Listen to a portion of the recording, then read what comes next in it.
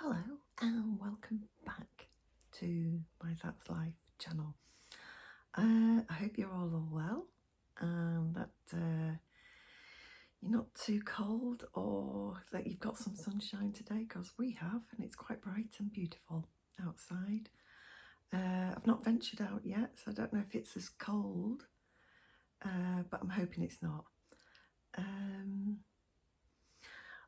A couple of requests came forward for me to look at doing a day in the life of, and when I thought about this in more detail, I thought that I don't do enough in a day for it to be in a day in the life of me, because it would be over in 2 seconds, honest. And inspirational videos. I've had to think about those. I'm not sure if I can do them justice. All I can do is talk about my experiences, some of which I've talked about in the past. So today I'm probably going to talk about rejection. I've done a video on rejection before, but with the things that have happened to me so far this year, I think rejection plays a bigger part than it ever did before. Because as most of you know, I was adopted as a baby at 6 weeks old, and I suppose from that time you get a sense of feeling of rejection. You get abandonment issues. It's like an abandonment loss. The rejection is quite hard, and because of these two things, you end up being a certain type of person. So for me, I am very much a people pleaser.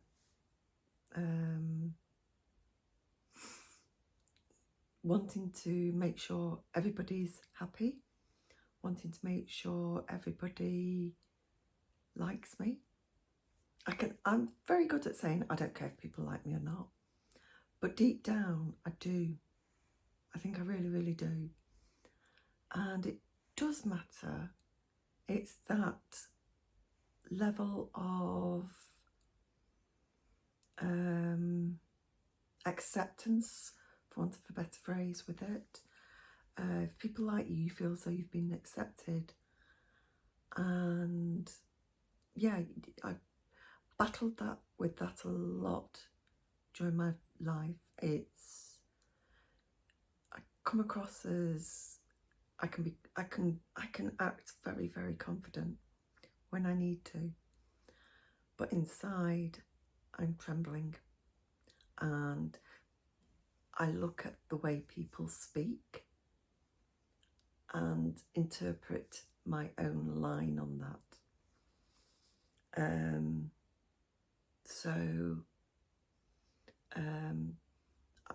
To me, I don't understand how people can like me, because in my mind, I'm not a nice person. Why would people want to like me? That's not me asking for you to like me, because this video isn't about anything like that. It's about what goes on in my head and how I see myself. So I think with that, I've got to start addressing some of these issues in that respect, because rejection is quite a tough one to deal with. And I know I've got so much love and support from my family and extended family. You know, even when I thought I didn't, that I have. And it just blows me away when they can extend all that love to me unconditionally. So yeah, that kind of I've got to learn. I'm sorting out getting counselling, because I think I need it, because there's other things that have gone on in my life that I think now at 55 I need to address. And as good as my other half is, and as good as my family are, they're too close to me. And I can't get answers for the things that have occurred in my life, but I need help in dealing with them, accepting them. Why somebody has done something, I can't ask that person. So, you know, hey, it's not an inspirational talk at all, is it? I suppose the inspiration part behind it is stand up for yourself. Stand up for yourself and always be true to yourself. In that I've never really stood up for myself. If people said something to me, it's like I've always accepted everything people have said to me. Whereas I feel now I need to start standing up for myself nicely, not in a brusque way or confrontational way, but actually, no, that's not acceptable, and I don't think that should happen to me, and explain why, and try and do it without crying.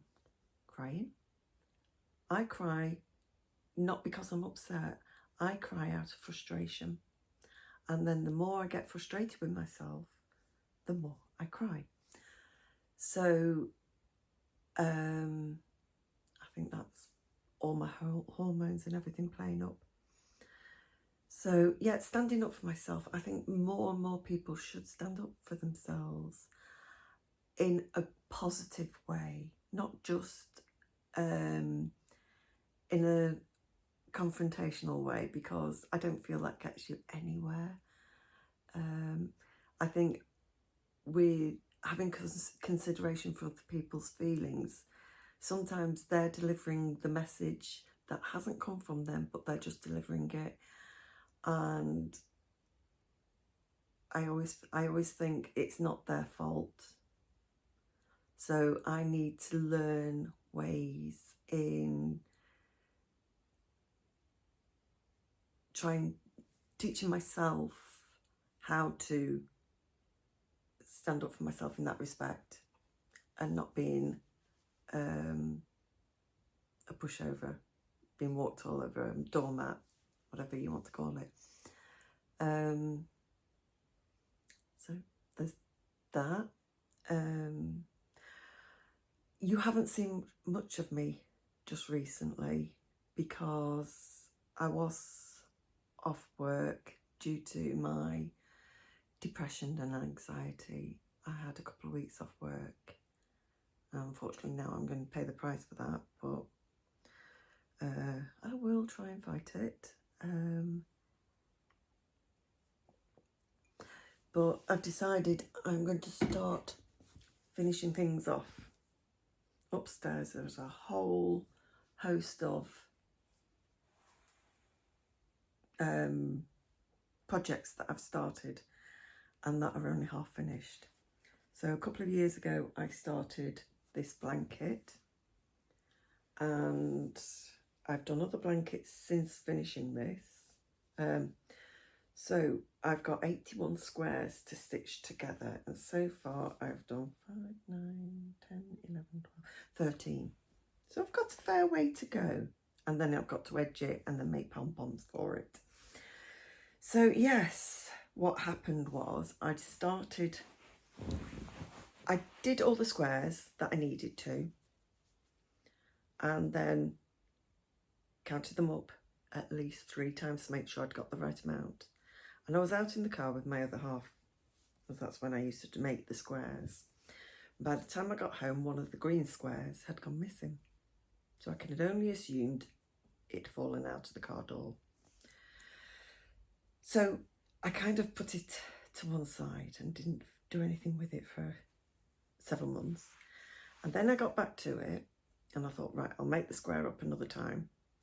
And I started trying to follow the pattern on joining it together using the crochet stitch that they wanted you to use on the edges. And I couldn't follow it. And I got more and more frustrated with it, and then I put everything back in the bag and it stayed there for sorry, croaky voice. It stayed there for about 18 months. And so beginning of last week, I pulled it out and I thought, I'm going to do this. I'm not going to let it defeat me. So I pulled it all apart, pulled back all the yarn from the joins. So that's what I've been working with so far. And I've just been doing a normal stitch as I would normally do, plain, just stitching it up. So yeah, that's the way I've been doing it. So that's what I've been doing last week. Trying to sort a holiday. Need that. And so I think we found somewhere. We're just waiting on an answer from the resort for a question we want. We want this free upgrade to make it perfect for us.